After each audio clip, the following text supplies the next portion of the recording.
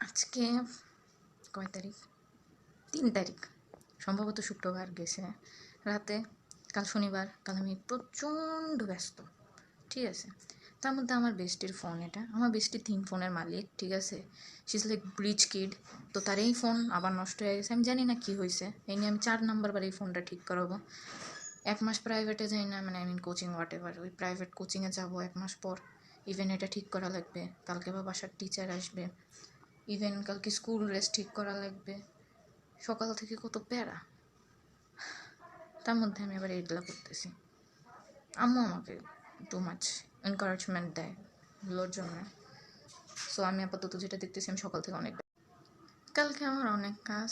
সকালে উঠে school dress ঠিক করা লাগবে, একটু পড়তেও বসা লাগবে, কারণ সামনে টেস্ট আছে, sorry pre test what ever. বেশি দিন টাইমও নাই, একটু পড়াশোনা করা লাগবে। প্লাস আমার বেস্টির ফোন ঠিক করার জন্য আমার বের হওয়া লাগবে।